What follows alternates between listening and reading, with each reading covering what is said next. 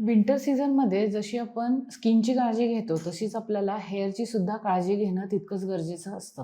आता हेअरमध्ये असणारे प्रॉब्लेम बऱ्याच जणांना काय होतं, की हेअरमध्ये डॅन्ड्रफ खूप होतो ह्या हिवाळ्यामध्ये. तर याच्यासाठी आपण डॅन्ड्रफ होऊ नये म्हणून काय करू शकतो, ते आज आपण बघणार आहोत. प्रथम सगळ्यात पहिली गोष्ट म्हणजे आपण हेअर जे काही कव्हर करतो, त्याच्यासाठी आपण कॅप वापरतो किंवा लोकरीचे उलन्स कॅप्स वगैरे असतात ते वापरतो, स्कार्फ वापरतो, मफलर वापरतो. ह्या सगळ्या गोष्टींमुळं काय होतं, की स्कार्फचं टेम्परेचर वाढतं, स्वेटिंग वगैरे होतं आणि त्यामुळे तुम्हाला घाम येऊ शकतो. सेकंड गोष्ट म्हणजे डोक्यावरची अंघोळ. थंडीत काय होतं, की लवकर उठणं होत नाही आणि नंतर ऑफिस टायमिंग ह्या सगळ्या गोष्टींमध्ये वेळ निघून जातो आणि डोक्यावरती अंघोळ करण्यासाठी अपुरा वेळ मिळाल्यामुळं आपण ते टाळतो आणि आठवड्यातून एकदाही डोक्यावरची अंघोळ होत नाही. यामुळे तुमचा जो काही स्काल्प आहे, स्काल्पमधील जो काही मेलॅसिसिया म्हणून फंगस असतो, तो फंगस स्काल्प तुमचा क्लीन नसल्यामुळं आणखीन जास्त प्रमाणात वाढतो आणि त्यामुळे तुमचा डॅन्ड्रफही वाढतो. थर्ड गोष्ट म्हणजे बाकी सीझनमध्ये आपण भरपूर पाणी घेतो, पण हिवाळ्यामध्ये पाणी पिणं इतकं पॉसिबल होत नाही कारण ते खूप थंड असतं. हिवाळ्यामध्ये पाण्याचं प्रमाण कमी करतो आणि बॉडीमध्ये डिहायड्रेशनचं प्रमाण भरपूर वाढतं.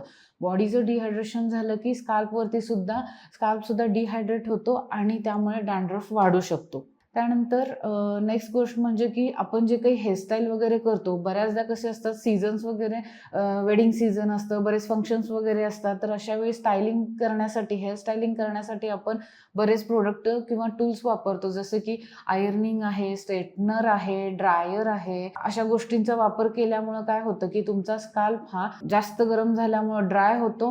केस ड्राय होतात, फ्रिझी बनतात, ब्रिटल बनतात आणि डॅन्ड्रफ पण त्यामुळे वाढू शकतो. अनेकदा बरेच जण कसे करतात, की गाडीमध्ये जाताना हीटरचा वापर करतात किंवा ऑफिसमध्ये, घरामध्ये सेंट्रल हीटरचा वापर करतात. थंडी खूप आहे म्हणून शेकोटीचा दररोज वापर करता आणि भरपूर उशीरपर्यंत त्या शेकोटीसमोर राहता. तर तुमचं त्यामुळे काय होतं, या दोन्ही गोष्टींमुळे सराउंडिंगचं जे काही एअर आहे ती ड्राय बनते आणि ओव्हरऑल बॉडीमध्ये सुद्धा ड्रायनेस येतो, स्काल्पमध्ये ड्रायनेस येतो आणि डॅन्ड्रफ वाढायची शक्यता असते.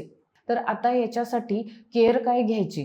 फर्स्टमध्ये तुम्ही जे काही कॅप वगैरे वापरता, उलन असू दे, मफलर असू दे किंवा स्कार्फ असू दे, कुठलीही गोष्ट असू दे, सैलसर उलन कॅप, स्कार्फ्स वगैरे वापरा, जेणेकरून स्वेटिंग जास्त होणार नाही, टेम्परेचर जास्त वाढणार नाही, या गोष्टीकडे लक्ष द्या. आणि जर स्वेटिंग खूप जास्त होतच असेल, तर आठवड्यातून 2 वेळा डॉक्टरांच्या सल्ल्यानुसार अँटी डॅन्ड्रफ शॅम्पू किंवा लोशनचा वापर तुम्ही करू शकता. जी काही अंघोळ तुम्ही डोक्यावरची करताय, ती कमीत कमी कोमट पाण्याने करा आणि आठवड्यातून 2 ते 3 वेळा डोक्यावरची अंघोळ होणं गरजेचं आहे. जर ऑइली स्काल्प असेल तर 2 ते 3 वेळा करा.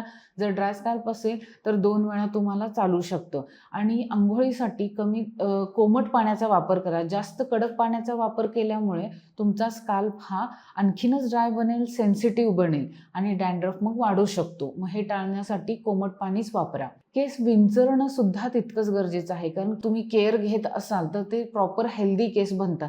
तर यासाठी विंचरणं सुद्धा गरजेचं आहे. जर तुम्ही विंचरत नसाल, केस गळती होते म्हणून, तर ते एकमेकांमध्ये गुंतून आणखीन त्याचा गुंता वाढतो आणि ते प्रत्येक वेळी विंचरताना मग ते तुटायला लागतात आणि हेअरफॉल स्टार्ट होतं. त्यामुळे डेली तुम्ही कोम्बिंग करणं अजिबात विसरू नका. त्याने ब्लड सर्क्युलेशन वाढेल, हेअर पण चांगले नरिशमेंट त्यांना मिळू शकते. पाणी जे काही तुम्ही दररोज पिता ते खूप थंड आहे म्हणून पिणं पॉसिबल होत नसेल, तर थोडंसं कोमट पाणी करून तुम्ही दिवसातून 2 ते 2.5 लिटरपर्यंत पाणी पिणं गरजेचं आहे. जितकी बॉडी हायड्रेट राहील, तितकेच तुमचे केस आणि स्किनसुद्धा हायड्रेट आणि चांगले राहतील. जे तुम्ही पिताय ते तुमच्या स्किनवरती आणि हेअरवरती प्रॉपर दिसत असतं. ज्यांचे खूप फ्रिझी हेअर्स असतील किंवा ब्रिटल हेअर्स असतील आणि स्प्लिट एंड्स वगैरे असतील, तर त्यांनी वेळेवरती कटिंग करणं सुद्धा गरजेचं असतं. त्यामुळे ते स्प्लिट एंड्स वाढणार नाहीत आणि तुमचे केस हे चांगले राहतील.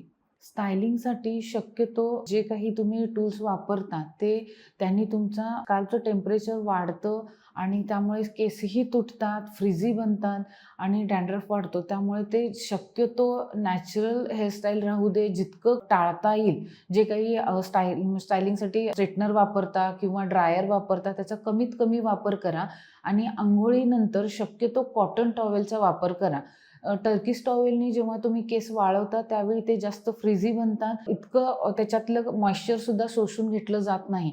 कॉटन टॉवेलनी प्रॉपर जे काही ओलसरपणा असेल तो प्रॉपर ॲब्सॉर्ब केला जाईल आणि जास्त केस फ्रिझीसुद्धा बनणार नाही. ज्यांचे केस खूपच ड्राय आहेत त्यांनी अँटी डॅन्ड्रफ शॅम्पूचा वापर केल्यानंतर थोडेसे कंडिशनरचा वापरसुद्धा करा.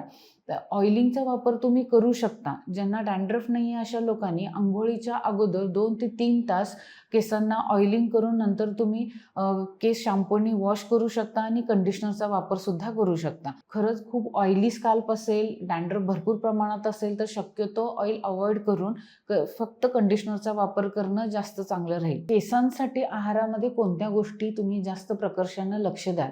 तर आहारामध्ये व्हिटॅमिन बी, झिंक, ओमेगा 3, त्याच्यानंतर स्पिनॅच, बनाना किंवा other fruits, vitamin C related हे फ्रुट्स तुम्ही घेऊ शकता. म्हणजेच अँटीऑक्सिडंटचा वापर तुम्हाला जास्तीत जास्त करायचा आहे. हायड्रेशनसाठी वॉटर इंटेक भरपूर घ्यायचं आहे. साखरेचं प्रमाणसुद्धा आहारात दररोजच्या आहारामध्ये कमी ठेवायचं आहे. जास्त साखर खाल तर तुमचे हार्मोनल इम्बॅलन्स होईल आणि त्यामुळं तुमचे जे काही ऑइल ग्रंथी असतात तर ते ओव्हर ॲक्टिवेट होतात, ऑइल जास्त सिक्रेट करायला लागतात आणि डॅन्ड्रफ वाढायला लागतो. त्यामुळे साखरेचं प्रमाण कमी ठेवा आणि स्ट्रेस फ्री राहा. मेन म्हणजे स्ट्रेस हा एक फॅक्टर आहे की ह्याच्यामुळे डॅन्ड्रफ अतिशय वाढू शकतो. त्यामुळं स्ट्रेस फ्री राहणं गरजेचं आहे. आता स्ट्रेस फ्री राहण्यासाठी तुम्ही फिजिकल ॲक्टिव्हिटी जास्त वाढवू शकता किंवा खेळणं असेल, काहीही असू देत किंवा हेल्दी डाएट ह्यांच्याकडे जास्त लक्ष दिलं तर ते स्ट्रेस तुमचा रिलीफ होईल, तुमचे केसही चांगले राहतील, डॅन्ड्रफही कमी होईल. ओव्हरऑल बॉडीसाठी हे खूप गरजेचं आहे. अशाच काही स्किन किंवा हेअर रिलेटेड प्रॉब्लेमसाठी तुम्ही निर्मिती कॉस्मेटिक सर्जरी सेंटरला व्हिजिट करू शकता किंवा Instagram किंवा YouTubeला फॉलो करू शकता.